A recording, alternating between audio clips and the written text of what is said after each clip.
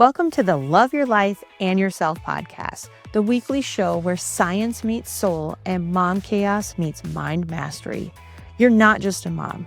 You're a woman with dreams, a career, a body that needs care, and a soul that craves more. This podcast is your permission slip to stop surviving and start thriving in motherhood, health, career, and stress resilience.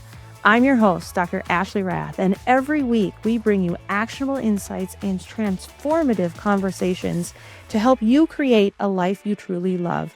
From evidence-based wellness strategies to authentic self-discovery, we'll explore what it takes to thrive through expert interviews and real unfiltered stories. Let's dive into today's episode. Hey everyone, welcome to episode 3, Cortisol, Chaos, and the HPA axis, how stress hijacks your body, brain, and life. I'm your host, Dr. Ashley Rath. I'm excited to be here with you today. And I wanted to start out with a question. I wanted to ask you, ladies specifically, although men, this probably may apply to you as well. Let me ask you this. Are you constantly exhausted, unable to sleep, gaining stubborn belly fat despite your efforts, and you have brain fog, memory loss, you are irritable for really no reason, probably have lower libido, or your periods are a bit wonky? Any of you? Yep. Yeah, right? Been there, done that. Your stress hormones may be completely out of whack and actually may be the hidden culprit. So what we're going to do today is I'm going to talk to you all about the HPA axis, hypothalamic pituitary adrenal axis, and how this command center essentially has an effect on all the other hormones. And it could be the reason that you are feeling the way you are. In our office, we see a lot of women with hormone challenges that come to us to help balance and regulate them. And the biggest thing that I hear is, my labs are normal, but I don't feel normal. I've done this, or I don't want to take the birth control that my doctor's telling me. But they go to their doctor, their primary medical doctor, and what happens is the doctor's like, okay, yes, like here are your labs are normal. You'll just have to kind of get through this perimenopause, menopause phase of your life, or just kind of deal with it. I don't really have any other recommendations. Or we could give you birth control or maybe some hormone replacement therapy. Again, there's a time and a place for all of these things. However, you realize there's a reason why I feel crappy. There's a reason why I constantly have no energy at all. I'm snapping at my kids and my spouse or partner. I am not remembering things that I used to remember. I have weight gain around the waist and my upper thighs, but I haven't changed the way I'm eating or exercising. And I just feel crummy. I know something's off. And in that gut feeling, you know something's off, but yet what you've tried isn't working, or what the doctors have tried isn't working. And so if you answered yes to any of these, this is your episode. I am so excited. I get super jacked up about all of this stress and how it can affect our mood, our mental emotional regulation, our stress, and essentially our overall function and vitality of health, right? That's what we want. We want to feel vital. We want to have energy. We want to be happy and joyful. But if we feel like garbage, probably not going to happen. And there's this very interesting study that came out. It had a lot of people in it. It had over 8,000 people, just under 9,000 people from the National Health and Nutrition Examination Survey. And the study was done from 2009 to 2016. And what they wanted to see is what proportion of adults met the recommended targets for cardiovascular risk factors without any medications. And what they found is that only 12.2% of the American adults are metabolically healthy, meaning they have optimal levels of the 5 things they measured: blood glucose, triglycerides, HDL cholesterol, blood pressure, and waist circumference. This is absolutely alarming. This statistic shows us that nearly 88% of Americans have some sort of metabolic dysregulation. And we have to go back to the culprit. We have to go back to our chronic stress that our society has on us, but yet tells us, like, just live with it. It's just kind of the new norm, right? And I would disagree. This is something that we need to dive into and understand from a neurological level of why the heck our society and our population is so damn sick, right? 88% of the population, like, that's a huge number. That's a huge number. So how I want to start is I want you to understand what the HPA axis is and why it is so important for us to understand it. So the HPA axis stands for hypothalamic pituitary adrenal axis. And when we have a stress response, what happens is your hypothalamus sends a signal down to your pituitary gland sends a signal down to your adrenals, and your adrenals pump out cortisol, adrenaline, and all the stress hormones. This system is not bad. This is really, really healthy. This is a healthy short-term stress response, and it is absolutely not problematic when it is shortly lived. However, when we have this chronic activation of the HPA axis, that's essentially where all of these health challenges start to come out and present themselves. And so what happens is when we first have this chronic stress is your adrenals are pumping out all the cortisol, right? Like this isn't bad in an acute stage. Let's say that you almost ran into a deer while you were driving on your way to work. You're going to get this response, right? Your heart rate's going to go up. You're just like that sympathetic, that fight or flight response. You're going to trigger that stress response. Or let's say in a healthy way, like you're exercising. Exercising is going to stimulate your stress response. However, once that stressor leaves or is not a threat to your body anymore, well, we want that system to be able to shut off. However, the majority of the population doesn't do that. This is where we start to see high cortisol levels.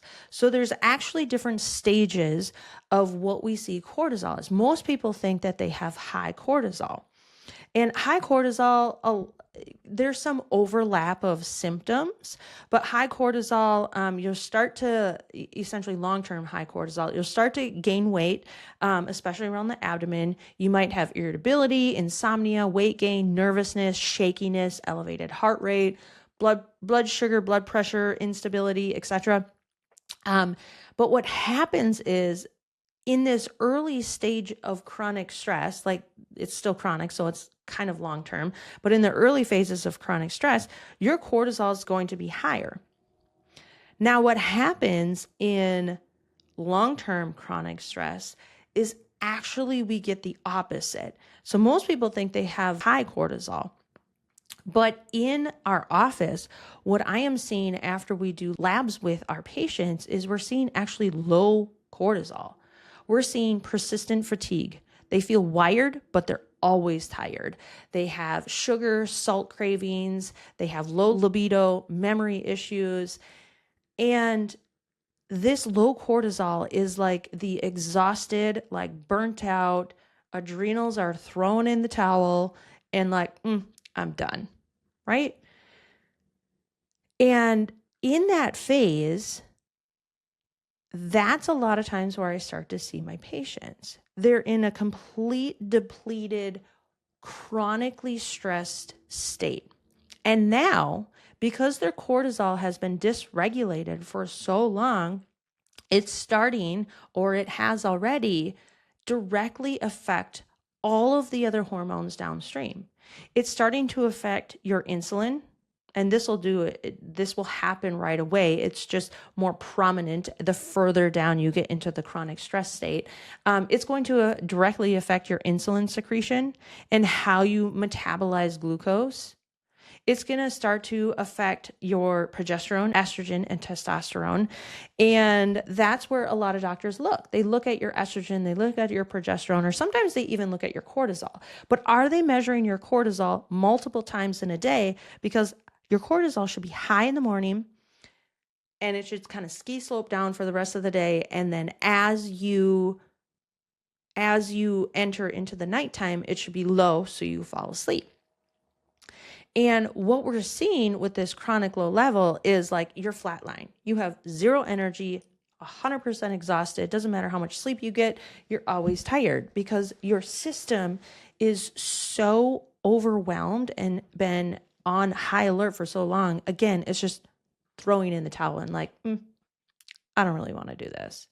So when we see that HPA axis being chronically stressed out, now we're running into issues of estrogen and progesterone and low testosterone and imbalances within the hormones. And many times we'll see hormone replacement therapy. And I'm by no means bashing hormone replacement therapy. I think there is an absolute time and a place for it. My challenge before we do HRT, though, is what does your stress response look like? Right? Because if we start giving progesterone or estrogen or even testosterone and your stress response is so freaking wired or so out of rhythm, what happens is you're just treating a symptom again. You're not actually going upstream and treating the main problem of this stress response dysregulation that we're seeing within the HPA axis. There's so much research around stress and how it can affect. There's this one study, it is published in the Nature Scientific Reports back in 2020. And it studied two different categories. There were 72 participants, 36 were obese, and the other 36 were healthy weights. And what it showed is people with obesity who had high cortisol consumed significantly more food following stress than low cortisol reactors. And this was not observed in the normal weight participants. So what this demonstrates is there's literally a direct link between a stress response and eating behavior. Because what we're seeing when we're stressed out is we're going to more emotionally eat, and that's going to affect our obesity. And then also, when we're in a stress state, our insulin and glucose and how that's regulated is directly affected by cortisol. So if that's directly affected, now that's going to affect our metabolic function and our cravings and the spikes and valleys of glucose instead of this nice rolling hills of low glucose, higher insulin. Let's reduce that. And this valley that we should be getting with our glucose and insulin, now we have super high spikes. And what happens over time, if we continue to do this, is we are seeing this insulin resistance. So people's bodies are getting less resistant or less, they're not even aware of the insulin within their body. So we call it insulin resistance. It's not responding to the insulin as it should. And that's where we start to see prediabetes and even type 2 diabetes further down the pattern. And my question is this stress response having that heavy of an effect on everything downstream? And when we start to regulate it, what happens to all those downstream? You know, this is some research that I'd love to dive into even more, but within our office, what we're seeing is as we start to balance that stress response and the HPA axis and regulating that pathway of how the cortisol is released, that's where true health and wellness really begins, right? We have to go upstream as far as we possibly can and get to the root cause before we start treating symptoms downstream. Now, absolutely, is there a time and a place to treat downstream with estrogen and progesterone and insulin and testosterone? Yes, absolutely. However, true health and wellness, you have to have your nervous system regulated. And if you are bouncing from sympathetic to parasympathetic and then not parasympathetic and hanging out in that stress response for so long, your body is going to start to take a toll. It's going to start to give you symptoms to say, hey, pay attention to me. There's something going on here, right? I am trying to tell you, hey, I'm over here, listen, right? So as we start to become aware of this stress response and what it's doing to our health downstream, now the real question is what do we do to balance it? What do we do to get our HPA axis in alignment and functioning the way it should? How do we reset the rhythm of that stress response? And of course, we can do it in, all of the basic ways, right? Our diet helps, the way we move, the way we exercise, how we sleep. And it sounds like too easy, right? Those are just all things that we know. But I'm telling you, doing the basic things are going to move the needle massively. Now, sometimes you think you're doing the right things, but they can actually be hindering more. So like super high intensity training, like CrossFit and things like that for women in perimenopause and menopause, that can actually have a hindering effect on that HPA axis and have it actually be a correlate. There's actually research showing that there's a correlation with the HPA dysfunction and how when we have that high intensity, our cortisol levels it doesn't work. They don't. So prioritizing more walking, weighted vest walking, yoga, strength training. So as we start to become more aware of those triggering effects, then we can start to change our HPA axis. So morning sunlight, sleep consistency, blue light management, not having, blue light or screens an hour before we go to bed, moderating our bedrooms. So I'm just throwing all these different tips and techniques out there, meditation, because they seem too easy to adapt, but yet they are going to move the needle massively.